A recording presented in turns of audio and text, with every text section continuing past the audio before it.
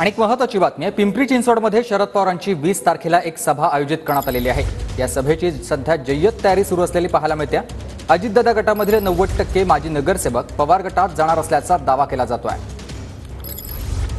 विधानसभा निवडणूक आता जवळ येऊ लागले, त्याचे पडगम देखील वाजण्यास सुरू झाले आहेत। त्याच पार्श्वभूमीवर आता पिंपरी चिंचवडमधील राष्ट्रवादी काँग्रेस शरदचंद्र पवार पक्षाचा मेळावा जो आहे तो या ठिकाणी आता 20 जुलै रोजी याच पिंपरीच्या नव महाराष्ट्र शाळेचे जे आहे ते प्रांगणात होताना आपल्याला कोच पाहायला मिळत आहे।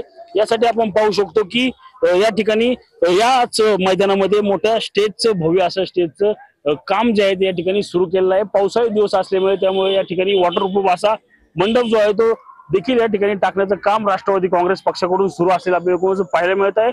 अनेक याच या घडामोडी दरम्यान अनेक नगरसेवक असतील किंवा कार्यकर्ते जे अजित पवारच्या यांच्या गटातले असतील ते या ठिकाणी प्रवेश करण्याची शक्यता जी आहे ती आता नाकारता येत नाही। पिंपरी चिंचवडमधील बहुतांश पक्षातील माजी नगरसेवक असतील, चालू नगरसेवक असतील किंवा कार्यकर्ते जे आहेत ते आता व्यासपीठावर दिसतील असं जे आहे ते आता राष्ट्रवादी काँग्रेसचे शहराध्यक्ष तुषार कांबळे यांच्याकडून सांगण्यात आलेलं आपल्याला पाहायला मिळत आहे।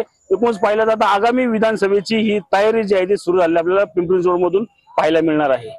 रणजित जाधव, TV9 मराठी, पिंपरी चिंचवड।